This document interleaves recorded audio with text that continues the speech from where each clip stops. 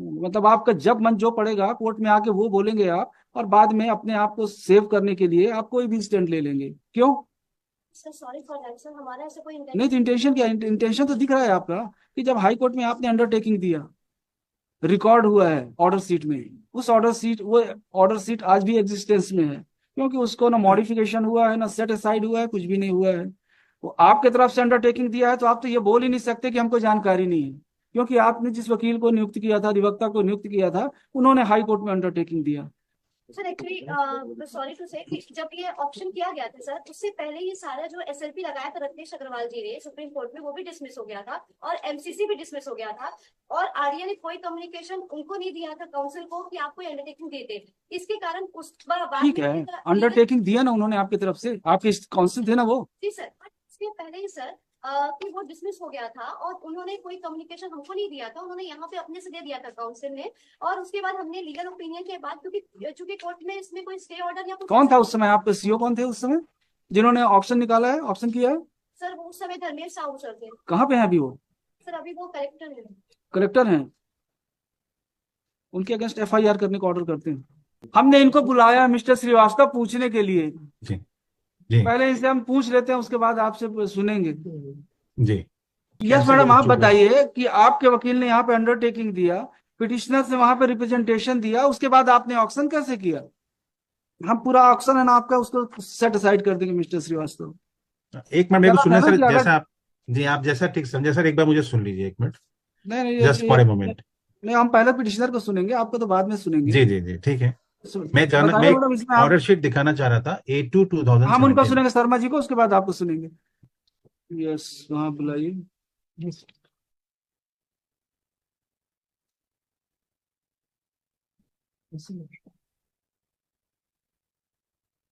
कौन है, who is CO? Additional CO. Traditional CO, where is CO? जब high court में आपने अंडरटेकिंग आपके वकील ने दिया था कि इनको प्लॉट्स देंगे, तो फिर आपने ऑक्शन कैसे कर दिया? मैं आई सबमिट बिलो। नहीं, हमने इनको मैं आई बुलाया था, सबमिट। हमने इनको जी बुलाया था। जी जी। बस बताइए। Little background is necessary milord, just अरे बिफोर इनसे मिलोट पूछ ले, नोट। हमने इनको बुलाया था मिस्टर श्रीवास्तव पूछने के लिए कि ऐसा इन्होंने क्यों किया। यस बताइए। जो 2017 में कोर्ट के ऑर्डर्स थे सर, तो प्रशांत मिश्रा सर का ऑर्डर था सर, उसी के बिहाफ पे आरडीए को लिबर्टी मिली थी प्लॉट। कौन सा ऑर्डर था मिस्टर वरुण शर्मा?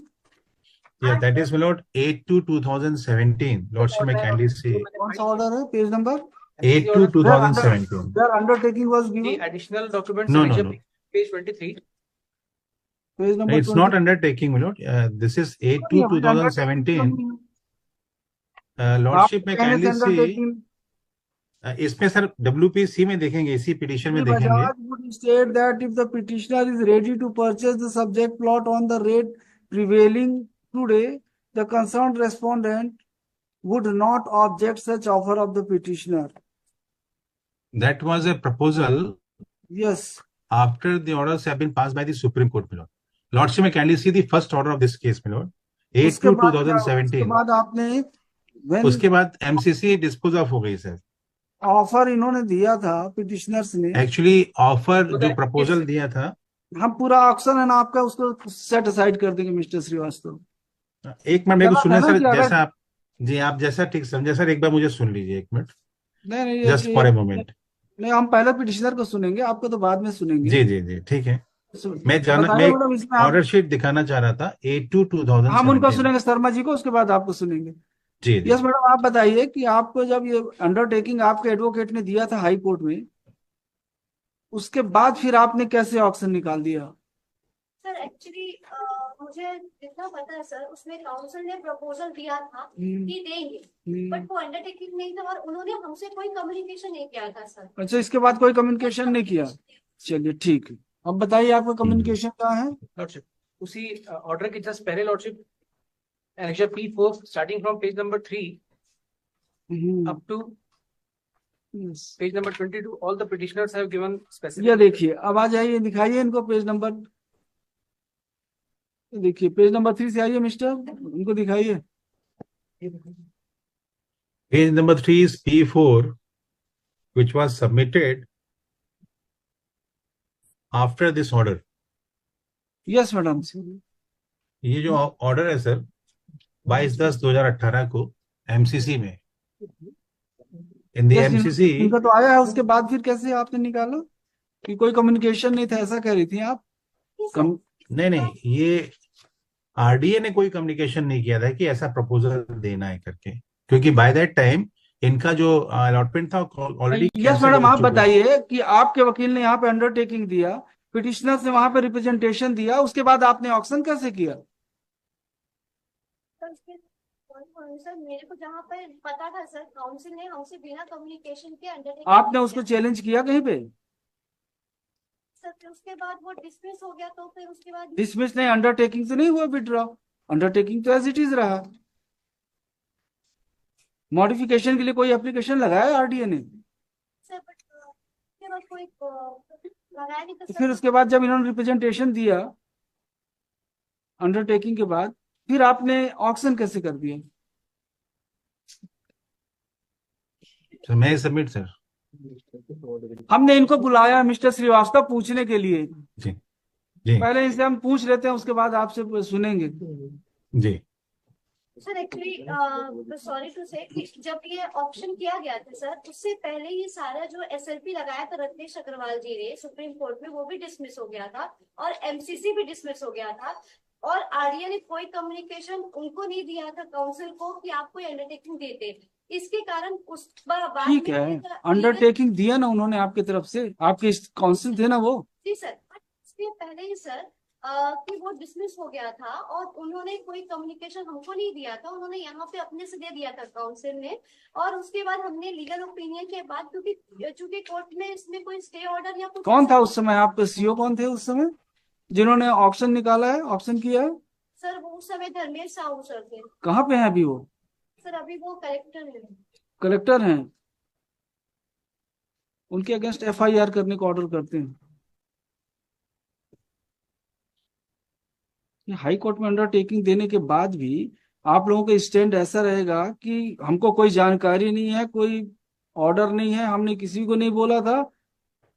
आपने उस ऑर्डर को कहीं पे मॉडिफिकेशन के लिए भी नहीं लगाया, न कहीं पे ये बोला है कि वो हमने नहीं बोला है। अब आज जब केस लगा है यहाँ पे, तो you are taking stand that no such instruction was given to that council. क्यों भाई?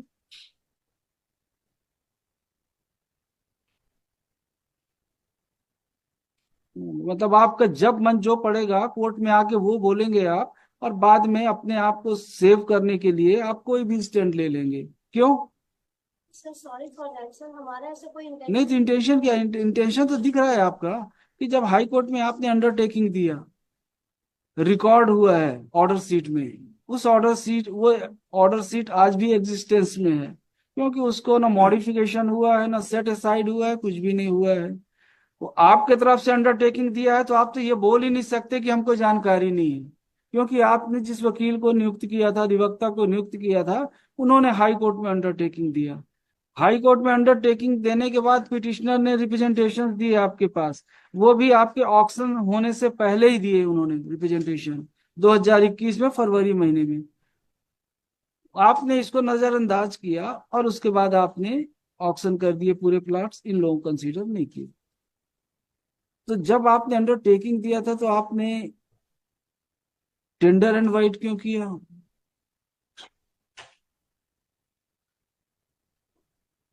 और जिन्होंने ऑक्शन नोटिस निकाला था, he has flouted the order passed by this court, and I am of opinion that it is a fit case where order should be passed for registration of FIR against that officer.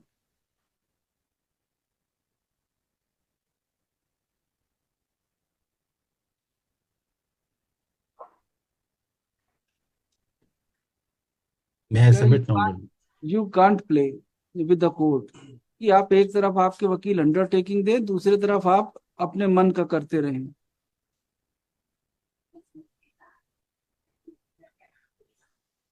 Yes बताइए mister Sharma, आप बताइए कौन सा lead case कौन सा होगा?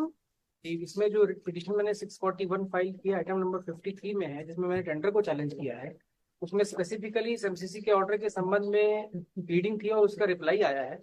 उस reply को, उस पैरा को मैं रोशन में पढ़ दूं। उसमें ये ऐसी कोई बात नहीं है कि हमको काउंसिल ने नहीं बताया, हमने काउंसिल को नहीं बोला था, ऐसा कुछ नहीं। इनका कहना ये है कि इनकी डेटा अपील डिसमिस हो गई, एसएलपी डिसमिस हो गई, सब कुछ डिसमिस हो गया, एमसीसी भी डिसमिस हो गया, तो हमने ऑप्शन कर दिया। पैरा 7 में रिप्लाई में भी उन्होंने ऐसा नहीं कहा है कि हमको इन्फॉर्मेशन नहीं थी कि हमारे काउंसिल ने अंडरटेकिंग दी है या हमने इंस्ट्रक्शन काउंसिल को नहीं दिया। एमसीसी अल्टीमेटली क्या हुआ? एमसीसी एमसीसी में मॉडिफाई हो गया ऑर्डर, जो 8/2/2017 को जो पहला ऑर्डर इस केस में हुआ था कि petition would be heard only on the issue of refund and the RDA may go on with the allotment. ये पहला ऑर्डर हुआ था। इसके अगेंस्ट में हम रिट अपील में गए थे, तो रिट अपील में ऑनरेबल डिवीजन बेंच ने ये कहा कि all the further allotment would be subject to final outcome. तो उसके बाद फिर हम एसएलपी में गए, तो एसएलपी में कोर्ट ने कहा था कि you have the liberty to file clarification application before the honourable single bench. तो उस एसएलपी की लिबर्टी के आधार पर फिर एमसीसी फाइल हुआ। ड्यूरिंग द एमसीसी फिर सिंस वैलिडेशन एक्ट आ गया और जमीन जो है वो आरडीए पे वेस्टिंग का प्रोविजन था, तो therefore we made the proposal and it was the undertaking come into light कि अगर वर्तमान बाजार मूल्य में ये ले लेते हैं तो हम ऑब्जेक्ट नहीं करेंगे, क्योंकि हमारे जो पैसे जमा है वो एडजस्ट हो जाएंगे। तो ये अंडरटेकिंग इस तरीके से ऑर्डर में आई। फिर उसके बाद क्या उसके हुआ? बाद फिर हमने रिप्रेजेंटेशन दिया, फिर कोरोना नहीं, एमसीसी क्या हुआ? एमसीसी के बाद में फिर वो ऑर्डर मॉडिफाई हो गया फाइनली जनवरी 2019 में कि the petition would be heard on all issues. तो वो जो सिर्फ रिफंड के लिए सुनेंगे वाला ऑर्डर था उसको कोर्ट ने एनलार्ज कर दिया कि अब सब इश्यूज पे हम सुनेंगे इंक्लूडिंग अलॉटमेंट ऑल्सो। तो उस एमसीसी के बाद में फिर ये लगे, तो हमने फिर फाइनली क्या हुआ अंडरटेकिंग पिटिशन दिया। का? पिटिशन अभी लगी है सारी बेंच में। अच्छा, यही वाली है। तो उसमें अब हमने अंडरटेकिंग 2021 में दी कि सिंस नाउ बाजार मूल्य में हम वर्तमान में लेने के लिए तैयार हैं। वो 2021 से अभी तक डिसीजन पेंडिंग है, और फिर 2023 में जब टेंडर निकला तो हमने फिर सही बात सारी बातें लिखते हुए फिर से हमने रिप्रेजेंटेशन दिया और फिर चैलेंज किया। तो उसमें वो तो अभी प्लॉट्स हैं आप इनके पास कि नहीं है? प्लॉट्स इनके पास कमल विहार है सर, बहुत लार्ज एरिया। अगर अल्टरनेट प्लॉट भी देंगे तो हम तैयार हैं लेने के लिए। अल्टरनेट प्लॉट भी अगर देते हैं तो हम तैयार हैं लेने के लिए। वर्तमान बाजार मूल्य में इवन 24 के रेट में भी लेने के लिए तैयार है। जो हमारा पैसा जमा है वो एडजस्ट कर लेंगे। यस, बताइए आप mister Shrivastava. Yes. Lordship may kindly see, my lord, this first order A2/2017 was in this case, my lord, 264 of 2017. Yes. My lord, this petition, my lord, is filed when, my lord, initially the terms and conditions with regard to, my lord, the allotment and tender was issued, and terms and condition, my lord, it was also, my lord, on the basis of which, my lord, that one who come before the RDA with regard to allotment of plots, he has to comply with all the terms and condition of the tender, and he has to pay all the charges, everything in phased manner, in installment manner. And this is already in the petition, Lord. This is annexure P1. Lordship, just have a look, Lord, so that we can understand what is the case in fact about, Lord. Annexure P1, page 23. Yes. विशिष्ट आकार के आवासीय भूखंडों हेतु नियम और शर्तें.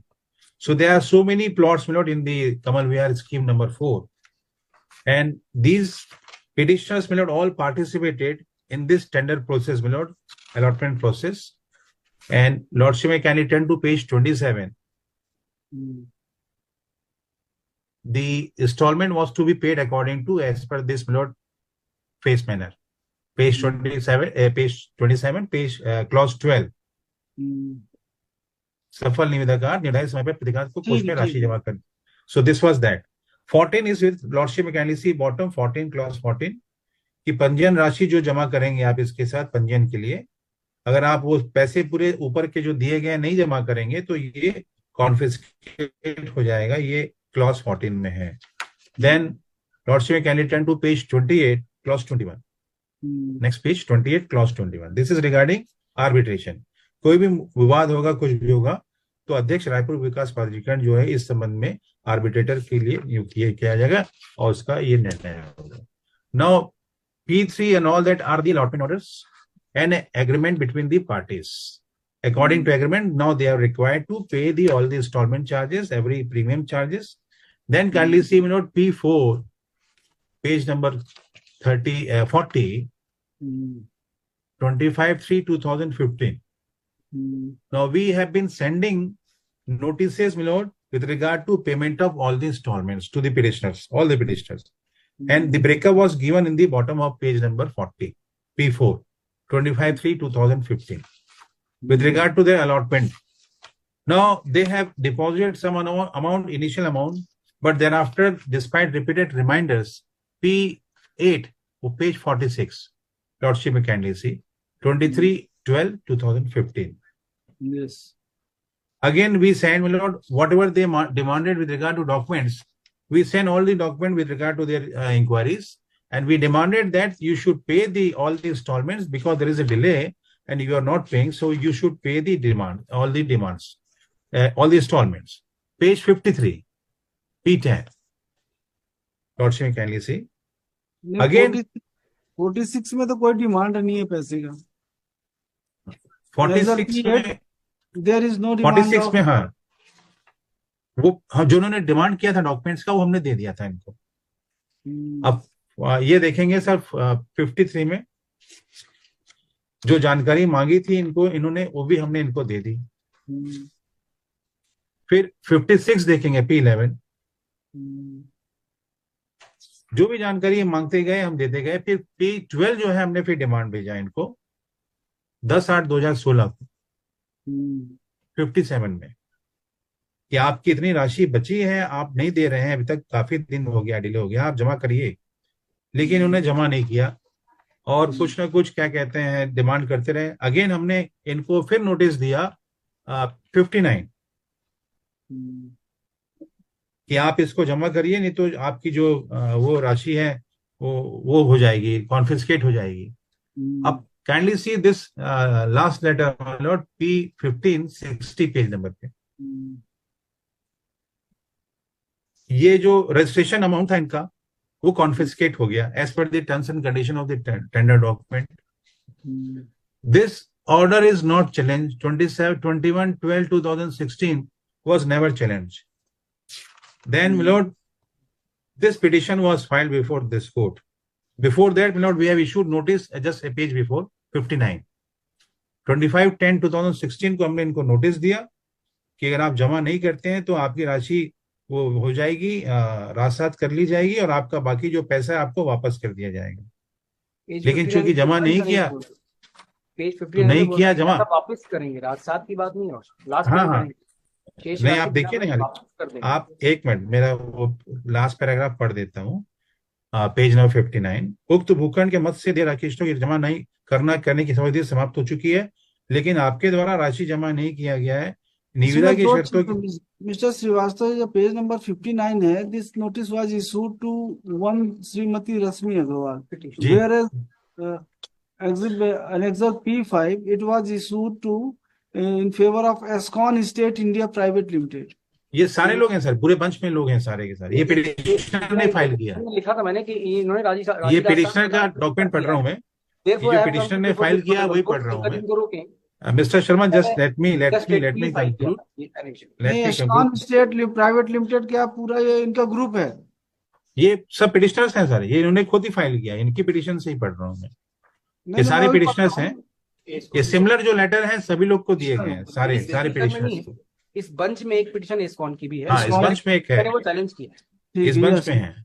अब एक चीज नोट करें सर, ये जो P15 जो है, P60 में जब हमने इनका ये राजसात कर लिया रजिस्ट्रेशन अमाउंट, ये अब पिटिशन में देखें सर, पिटिशन का रिलीफ क्लॉज देखें, ये इसको चैलेंज ही नहीं किया इन्होंने इस पिटिशन. नहीं, रश्मि अग्रवाल एस्कॉन का चैलेंज इस पिटिशन में इन्होंने नहीं, आपका ये रश्मि अग्रवाल का पढ़ रहा हूँ ना मैं, आपका लास्ट लेटर जो है ये तो रश्मि अग्रवाल का है ना. ये जो 60 नंबर पे जो है वो, सॉरी, इस्कॉन का जो है, इस्कॉन का है, ये आपने इस्कॉन में भी नहीं चैलेंज किया है. अब देखिए, ये इनको सिमिलर नोटिस इशू किया गया था, इन लोगों ने ये चैलेंज नहीं किया. The order passed by this court after hearing the case on 8/2/2017. Just kindly see the order passed in this case, WPC 264/2017, and order dated 8/2/2017. Yes. Heard, issue notice to the respondents to the extent of petitioners' intent entitlement to get refund of the forfeited amount. That is the registration amount. So-and-so governed so-and-so. It is made clear that, this is important, it is made clear that RDA would be at liberty to reallot the subject clause to any other purchaser. So this order was passed in all similar matters. This was passed in 264 and WPC 132. So similar order was passed in all the cases. Now this order was assailed by some of the my lord petitioner before the division bench, and my lord lordship could see my lord this order in the writ appeal. This is filed in this petition itself. My lord, kindly see, my lord, this is an application for permission to implead necessary party issued on also filed on 16/3/2023. IA number 4. IA number 4 देखेंगे sir.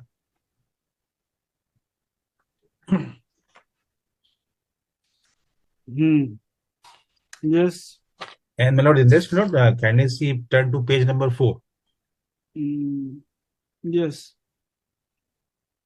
Order dated 6/4/2017, writ appeal number 123 of so-and-so. Yes. Though this matter is set for orders on office note on consent of learned counsel on paragraph 3, this appeal is only against the interlocutory order whereby the learned single judge has issued an order clarifying that the Raipur Development Authority will be entitled to reallot the subject plots to any other purchaser. Obviously, that having been issued through interlocutory order, it will be subject to final judgment in the writ petition. We may, however, notice that writ petition has been admitted only to the extent of petitioner's entitlement to get refund of the forfeited amount. If the petitioner has any grievance in relation to what transpired in the court, that is not a matter to be entertained through an appeal. Hence, without prejudice to any other remedy as may be available. Yes, I have already done this. So, this is what the order passed by the division bench. Now, this order was also assailed by one of the petitioner before the Honorable Supreme Court. Kindly see the next page, my lord. Page number next 7. page, there is a ये 6 page number पे एक similar appeal भी वैसे ही dispose of हो That गई. was dismissed. Yes. 6 number पे. Yes, 7 में देखिए सुप्रीम कोर्ट का ऑर्डर. देख तो लिए, 7 में सुप्रीम कोर्ट का ऑर्डर है. देख लिए आगे चलिए. तो नीचे देखेंगे डिले कैंडोड पढ़ लिया मिस्टर श्रीवास्तव, आगे चलिए. For the petitioner to urge before should be heard. सुन तो लिए, सर देख इस ऑर्डर के बाद कोर्ट ने डिक्लाइन कर दिया ऑर्डर को. So ultimately the division bench and honourable supreme court both have declined to interfere with the order passed by the single bench, my lord, on 8/2/2017. So now, what has happened, my lord?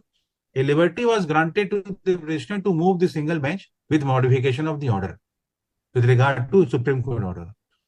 On these premises, the MCC was filed seeking modification of the order of the 8/2/2017. On this day, my lord, premises then, my lord, on one day, lordship, that what order we have just seen, my lord, 28/10/2018. On that day, my lord, the council appearing for the RDA made that proposal with regard to that. Now that proposal reads, my lord, as, my lord, page 23, along with the application filed by the petitioner. Application for taking additional document on record. Now this reads as, Shri so-and-so would state that if the petitioner is ready to purchase the subject plot on the rate. Wait, Mr. Srivastava.